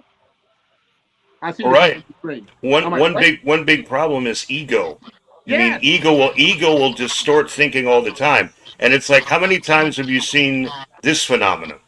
And it was hilarious. I'm trying to remember the person who posted this. There's this guy who's all swaggered up and everything, walking around the gym going, hey, I placed top 3 at my show. And it's like everybody was going, ooh, that's great. It's like, yeah, there's 3 things that you left out about the show. Number one, it was guys. Right, it wasn't a pro show. This was Billy Bo Bob's Insta Muscle Classic. That was held in a high school gymnasium of Podunk nowhere. So this is like it's like nobody even knew the show happened. And Melissa's just like you said, number 2, no shit, you placed top 3. There were a total of 3 people in your division. And the big one that nobody bothered to mention, you placed 3rd out of 3. That's called losing. So you lost the show that you're making all this crap about. But then also, what's his name? Jeff Wright from Smashing Weights. If you haven't looked him up, look him up. He's got hilarious content, and he makes fun of the bodybuilding industry all the time. Is he the guy that does the whiteboard? It may be. But I know it's called Smashing Weights is what he does. But then he talks about how the ego gets so overinflated that after that one show, they become a guru. They become a contest prep coach after one show. Send me $1,000 so that I can. That's what Jeff said. Send me $1,000 so I could send you a customized meal plan that is loaded with cheat meals. So that you could go ahead and get your show done. Hey, So I think one Art, big problem is ego. I had a client once tell me, my trainer said, as long as it's under my macros, I can eat the shit. I'm like, what the hell? I'm like, what? And I just took on a girl client, and she said this girl, in a bikini girl, who was training her, and her husband, who's a police officer, she's an EMT. Her husband goes, shit, I was paying her $400 for you to lose weight. I could have did that shit myself. Just not give you no food. Just not give you no food. You would have lost plenty of weight. But that's the world we live in now. Where this the Sam kid, I can't remember his name. He's huge. Sam Suckham or something. Sam whatever. Sam Silik. Silik. Yes, that's him. I mean, seriously, this dude's eating top ramen and cereal and shit. I'm like, what? I'm like, and kids are, I mean, if you go look him up, his following is massive. And he's a college student. I think he's a college student or something like that. Yeah. But these people are lining up and grows around the corner. I'm like, this dude has never even stepped on stage yet. But again, because of social media and his influences, I don't even, I've watched a couple of his videos where he hangs with Samson and a couple other guys. And I'm just like, I don't get it, but that's me, I'm an old school guy. So I don't get his whole deal. And it's just bad for kids. Oh, eat top ramen, eat cereal. I'm like, what? Eat cheeseburgers. I'm like, what? I'm like, it's insane. It gets down to what I said earlier: genuine knowledge versus just simply having the it factor and just being popular for whatever reason. I don't know if you've ever seen that that meme that's posted. It's like you said, Keith. It's like it's got this huge line around this person saying fad diets and bad advice. And then you got the person sitting by themselves, all alone, and the sign above them says knowledge and genuine knowledge, quality experience, and nobody goes to them because you got it. That's exactly what I was going to say. Everybody wants the shortcut. Everybody wants the easy way to do things, and both of these ladies both know that ain't no shortcuts when it comes to this shit. No, dude, no. I have so many because I'll go live and do 30 or 45 minutes of a health talk on TikTok a couple of times a week. And I'll have so many women in there that are like, can I just intermittent fast, or can I just do keto, or I want my belly to be flat, but I want my ass to be fat. And I'm like, dude, there's no easy way to do this. No, it's not. They want to hire me, but they expect me to take their carbs away and make them do a shit ton of cardio and stuff. And I'm like, we're not going to do any of that. Nope. We're going to lift heavy weights. You're going to eat a lot of carbs. We're not going to do, this isn't going to go the way you think this is going to go. So I love that person who says, all I eat is chicken and rice. And I go, that's why you look the way you do. And that's why you look fire. Here, we got a comment from a man, Warrior 2000. Since Andrea Shaw has a YouTube channel, there's always a chance that she might pop up in the comment section just to say hello in the live stream. I know, George, you're going to try to invite her on someday. I would love to. Funny thing, I had the Tai Correjo come on here a couple of times. I mean, Keith was there one time. We had her I was trying to get on. I don't know why she couldn't come on. But you know what? When I get people like Maria Lieberman come through here, or Natalia, or a couple other ladies, or also have female Bobby Channel come through. Those guys, they're very influential in social media when it comes to body. AJ was over in Portugal, and commenting on the Portugal Pro. Here we got here. This is from a man. You had the Tai Correjo pop up in a live stream chat room. Andrea could appear. You never know. Well, I wish, but I've heard people say she's busy. She's a busy lady. This is from also Warrior says, smashing weights. I'll check him out. So he is hilarious. He's an absolute riot. Well, Mandy had to go. We appreciate for Mandy for coming through and shout to her. I'm sorry I got her name wrong because somebody should have told me who was coming, so I'd be prepared.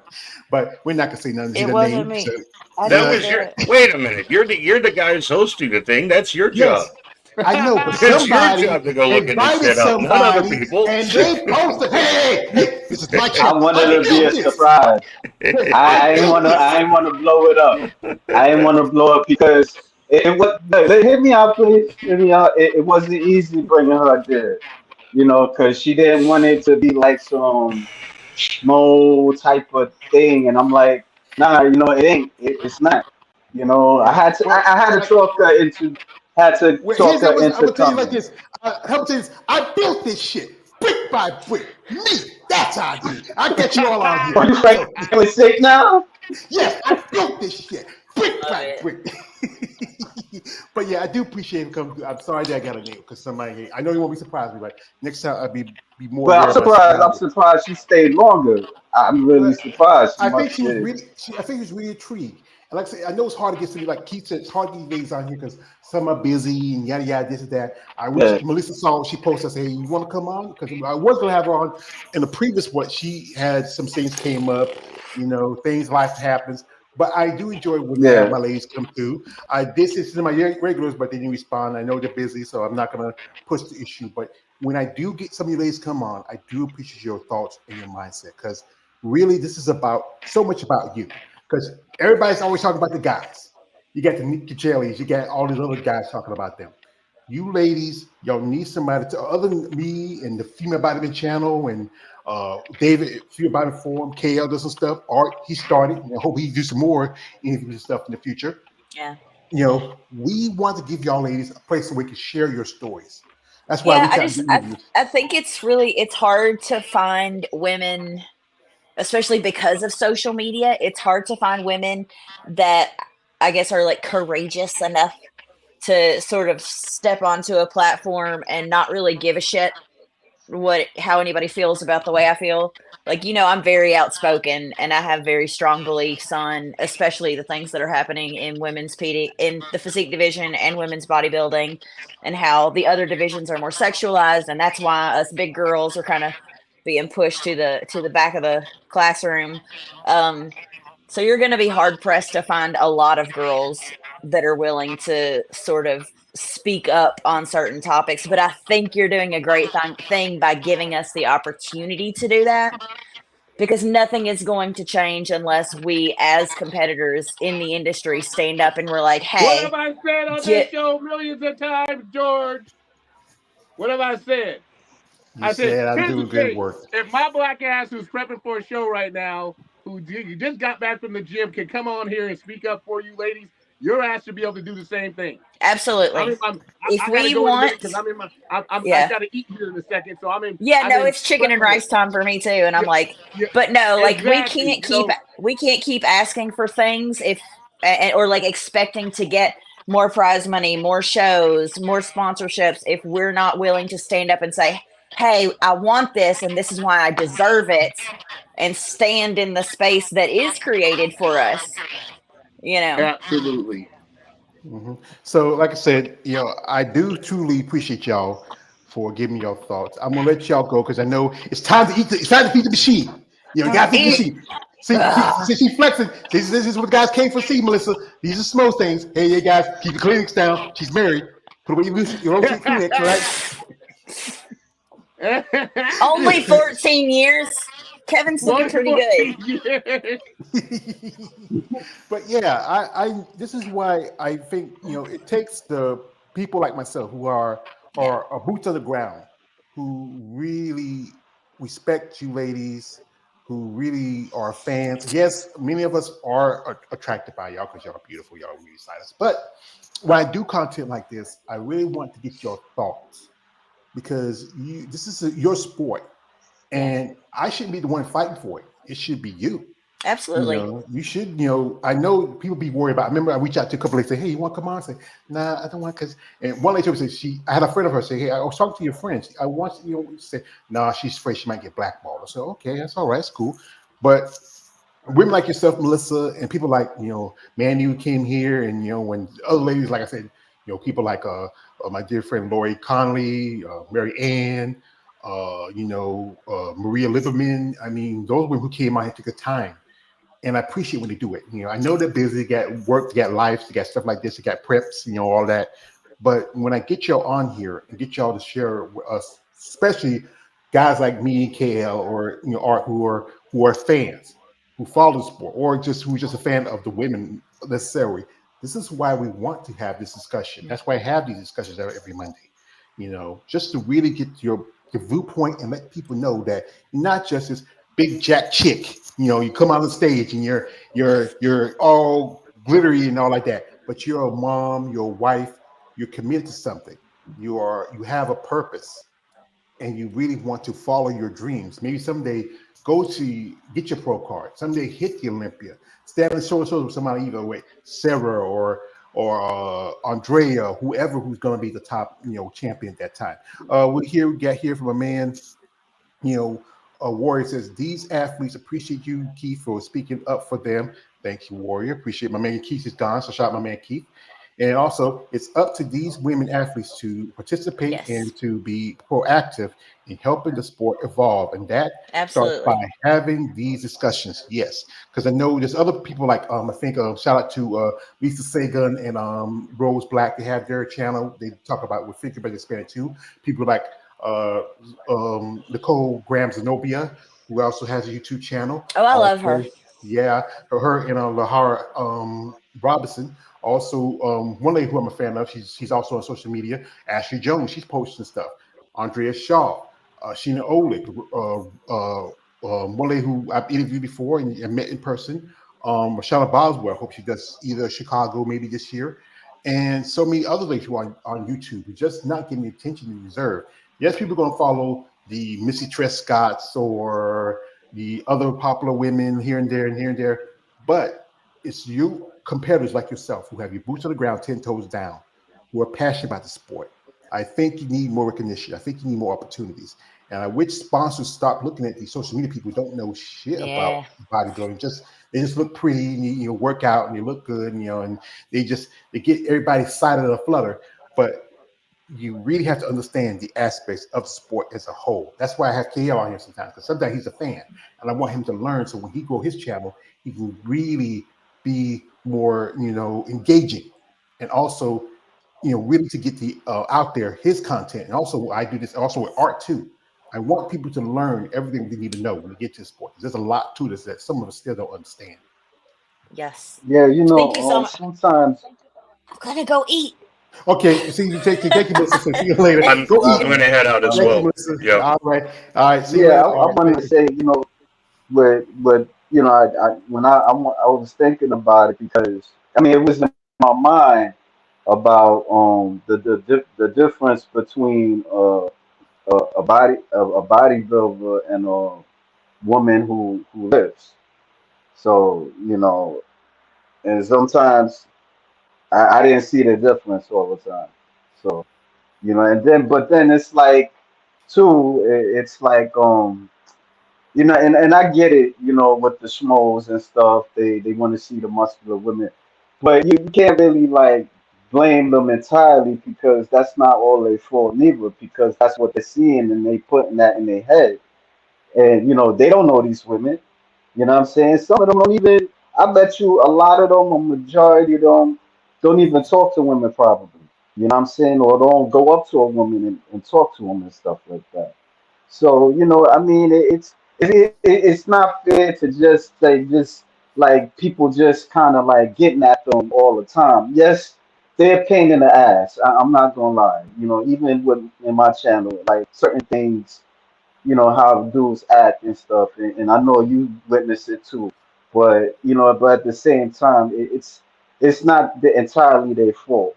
You know, Yeah, and sometimes it get a bit jaded from it because we have to deal with people who make comments, and sometimes the people who even the fans who are fans. Like when my interviews, I say, "Hey, guys, don't send some dick pics," because I've had discussion with women talk about George guys are sending crazy shit. I don't know why they want to do it because hey, I don't want to see that. If you want to yeah. talk to me like a person. Send a thing. Let me know. Talk to me. Sometimes, but then sometimes they do get jaded after a while. This is a shout out to my man Warrior 2000. Thank you, Warrior, for he says like this says, I got to head out. See you all. Yes, I said, and he says he's out. So thank you, Warrior, and for being here. And also I thank all the other people here. Yeah, there's so much to this understanding. And that's why I try to tell you, sometimes you got to do it also for yourself because that helps your channel. Because maybe one thing is I mean, some ladies I, who see I you. get what you. My Yeah, bad. I'm sorry.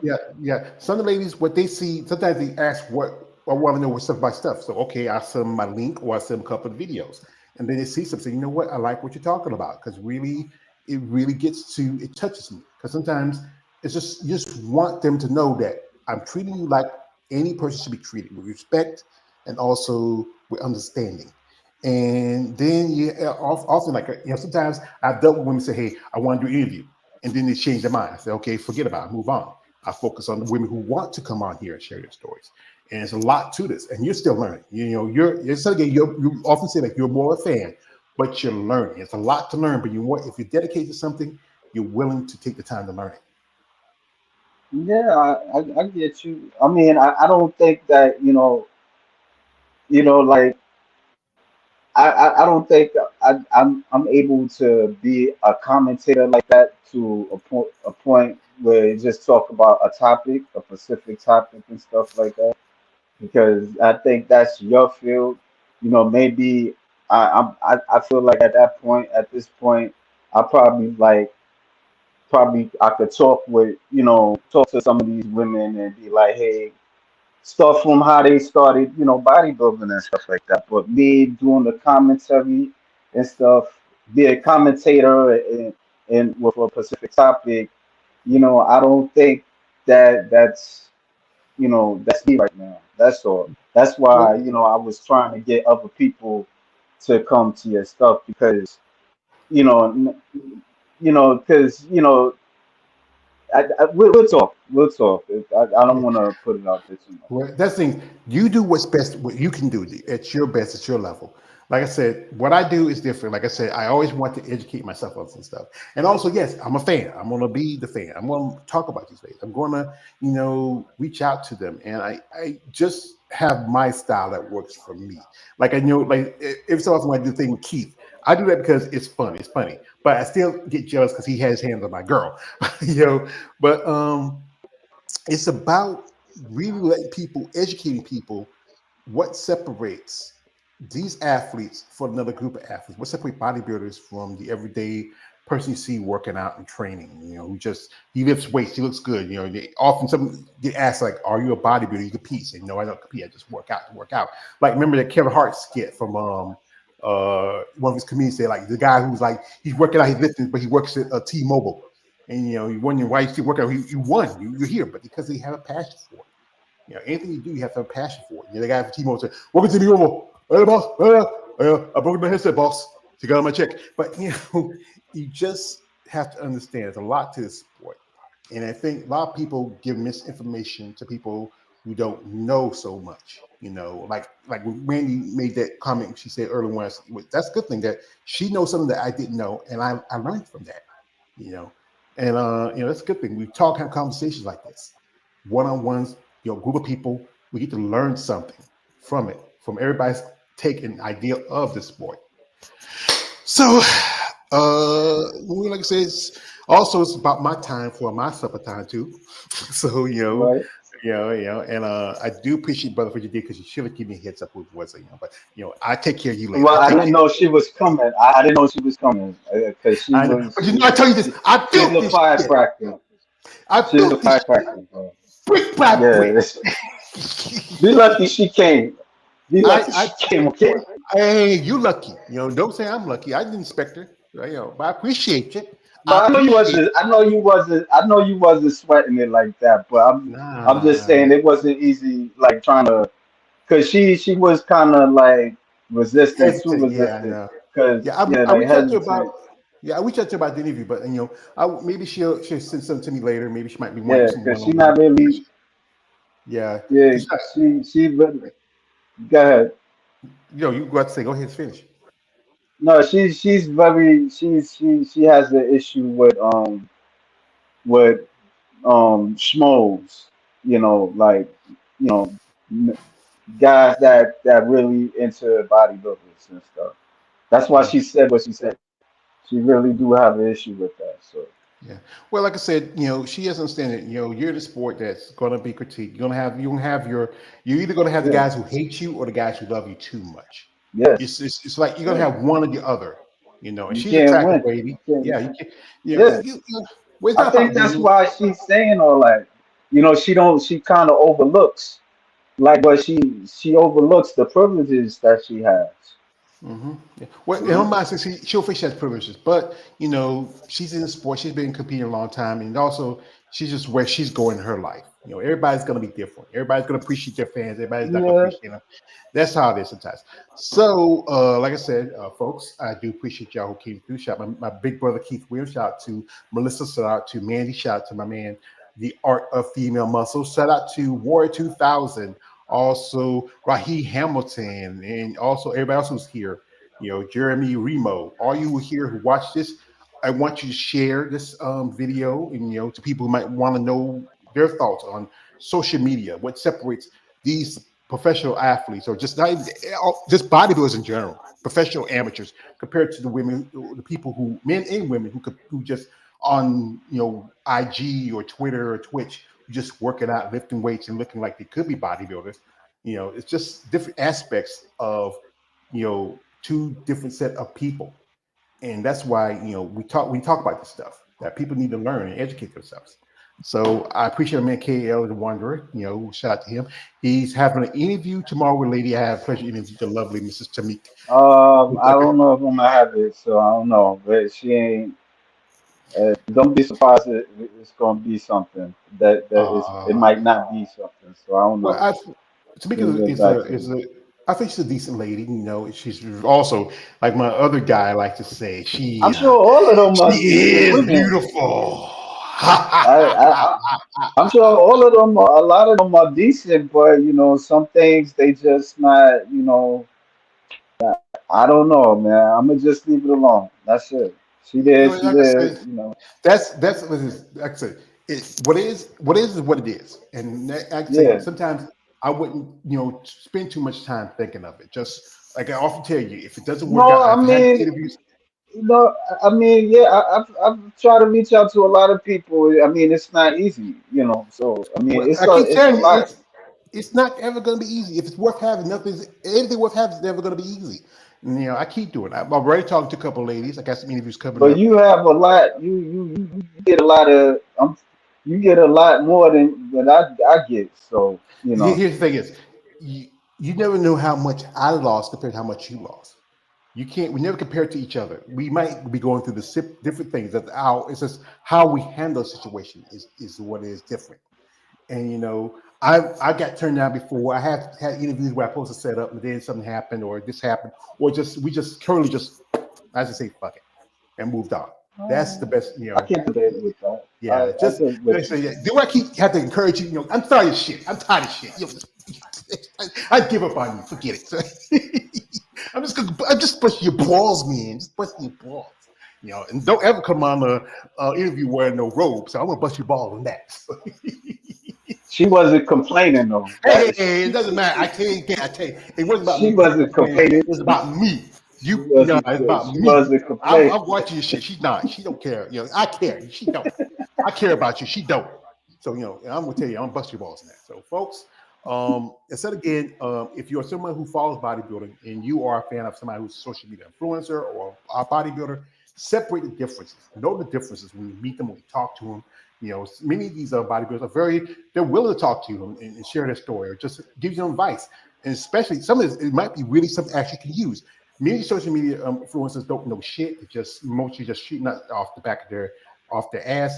They're not as educated. That's different from some of these bodybuilders and some of these social media influencers. It's education also. So once somebody understands something, like I keep saying this, it's not about just trusting the process, it's understanding the process till you trust it and you fully invest yourself into it.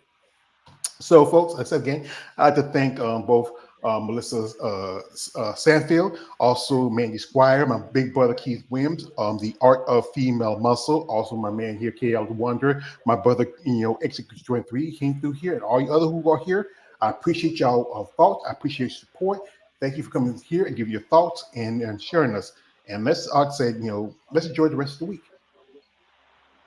All right. See y'all later. All right, see you later, brother. Yeah. So anyway, folks, I appreciate you. Thanks for coming through again, and I hope we try to have another one. This is your man, all the way, George Page, aka the Emperor of Female Body Talk. Like, don't subscribe. I am out. Have a good afternoon, good evening, or good night.